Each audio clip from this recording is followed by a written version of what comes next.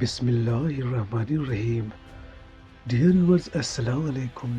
تاریخ شاہد ہے کہ جب یہ قوم کی باغ ڈور سچے مسلمان کے ہاتھ میں آئی ہے، اس نے ہمیشہ نہ صرف مسلموں کے بلکہ غیر مسلموں کے ساتھ بھی رواداری، انصاف اور رحم کو مد نظر رکھا ہے اور ان کے جان و مال کا ہمیشہ احترام کیا ہے۔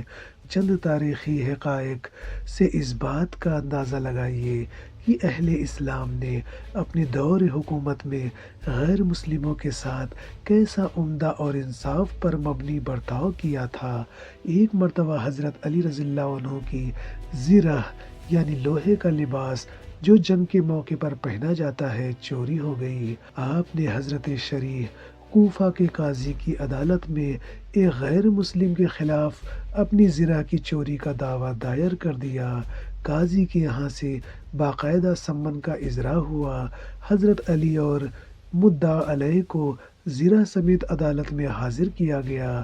قاضی نے آپ سے سوال کیا کہ آپ کے پاس کیا ثبوت ہے کہ یہ زرہ آپ ہی کی ہے؟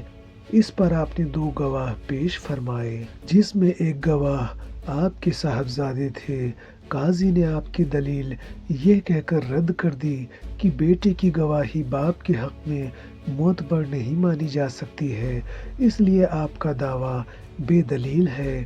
غور فرمائیے، اس کے باوجود کہ حضرت علی رضی اللہ عنہ جیسی شخصیت اپنی زرہ کو پہچان چکی تھی، یہ ممکن نہ ہو سکا کہ بغیر ثبوت کے وہ زرہ غیر مسلم سے لے کر آپ کو دے دی جاتی۔ قاضی عدالت نے غیر مسلم کے حق میں فیصلہ دے دیا۔ عامر بن عبداللہ رضی اللہ عنہ نے دیکھا ایک غیر مسلم کو بادشاہ کا چوکیدار گھسیٹ رہا ہے اور اس سے کہتا ہے کہ بادشاہ کے گھر میں صفائی کر۔ آپ نے یہ دیکھ کر مداخلت کی اور اس غیر مسلم سے دریافت کیا کہ کیا وہ بادشاہ کا ملازم ہے؟ اس نے جواب نہیں میں دیا تو آپ نے سختی سے اس کو الگ کر دیا اور کہا، حضور صلی اللہ علیہ وسلم جس طریقے کے متعلق فرما گئے ہیں اسے ختم نہیں کیا جا سکتا۔ کسی انسان کے ساتھ ناانصافی نہیں کی جا سکتی۔ ابھی اصحاب ہوش و خرد زندہ ہیں۔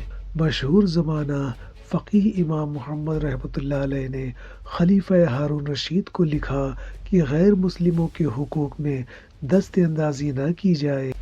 حضرت عمر بن عبداللہ عزیز نے ایک فرمان یمن کے حاکم عروج کے پاس روانہ کیا اور اس میں نہایت تاکید کی کہ اگر مجھ سے پہلی حکومت میں بھی رعایا کے کچھ نقصانات ہوئے تو ان کو بھی نگاہ میں رکھیں اور ایک ایک نقصان کا معاوضہ ادا کریں۔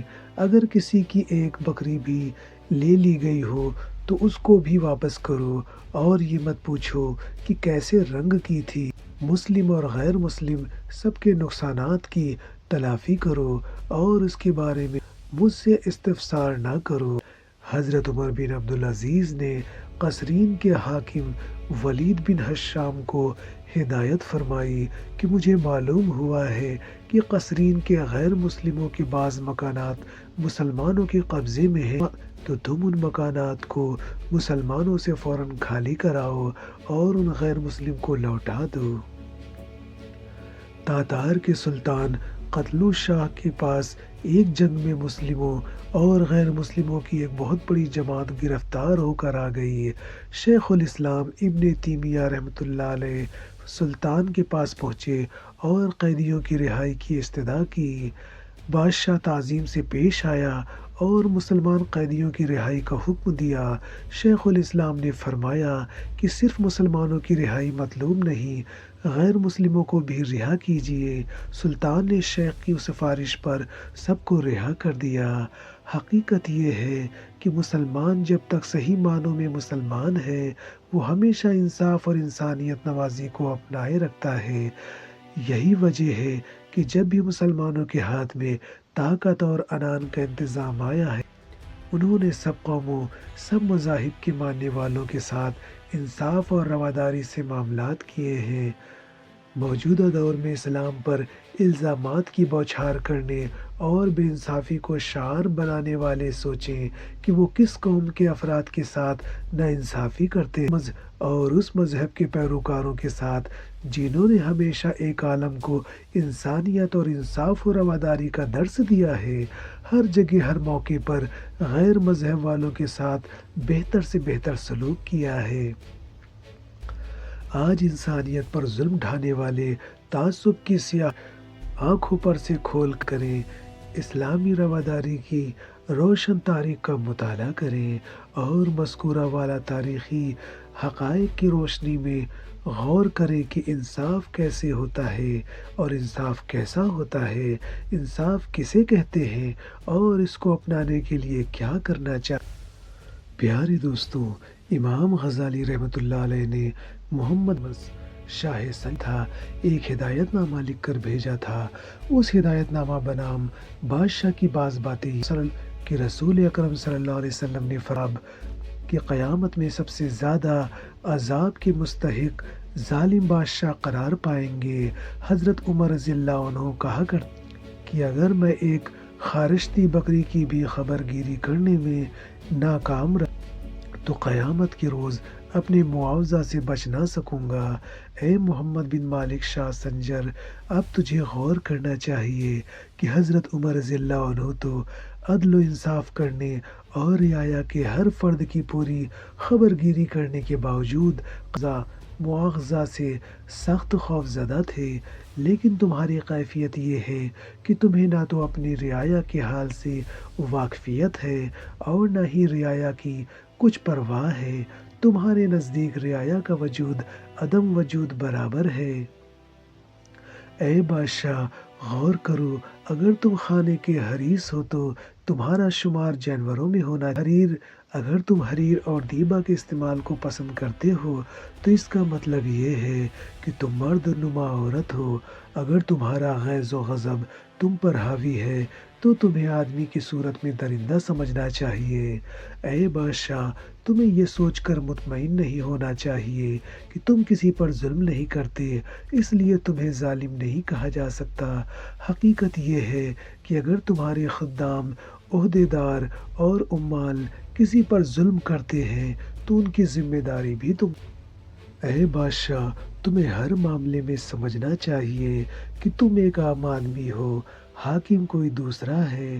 اس صورت میں تمہیں اس بات کا اندازہ کرنا چاہیے کہ جو سلوک تم دوسروں کے ساتھ روا رکھتے ہو، اگر وہ تمہارے ساتھ روا رکھا جائے تو کیا تمہیں پسند کے لیے اور وہی سلوک اپنے زیر دستوں کے لیے روا رکھتے تو دغا باز اور امام غزالی رحمۃ اللہ علیہ نے محمد بن مالک شاہ سنجر کو اپنی باتیں سمجھانے کے لیے اپنی ہدایت نامہ بنام محمد بن مالک شاہ سنجر میں نہایت متاثر کن حکایت بھی نقل کی۔ ایک روز ہارون رشید ظاہری شان و شوکت سے گھبرا کر روحانی سکون کی تلاش میں روانہ ہوا۔ اس کے ہمراہ وزیر فضل برمانو وہ دونوں صوفیانوں نیا کے گھر پر پہنچے اور دروازے پر دستک دی۔ اندر سے پوچھا گیا کہ کون ہے؟ فضل برمکی نے بتایا کہ وہ لائے ہیں، ہارون رشید تشریف لائے ہیں۔ صوفیان آپ نے خواہ ہی تخلا کر دی، مجھے اطلاع بھجواتے تو میں خود حاضر خدمت ہو جاتا۔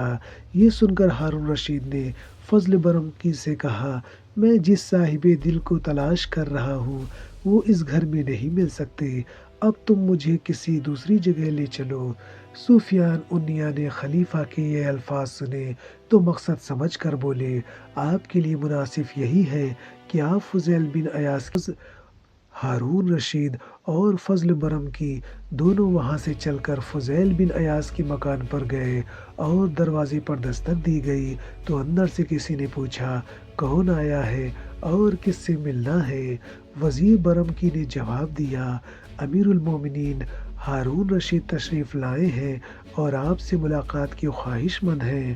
فضیل بن ایاز نے فرمایا، امیر المومنین کو مجھ سے کیا کام ہو سکتا ہے؟ مجھے امیر المومنین سے کوئی مطلب نہیں ہے، میرا ان کا کوئی تعلق نہیں ہے۔ یہ سن کر وزیر تا اولو الامر کی اطاعت یہ فضیل بن ایاز نے فرمایا، مجھے خواہ مخواہ تکلیف نہ دو اور بلا وجہ میری توجہ تبدیل نہ کرو۔ وزیر برمکی نے جھلا کر کہا، آپ ہمیں اندر آنے کی اجازت مرحمت فرمائیں گے یا ہم حکماً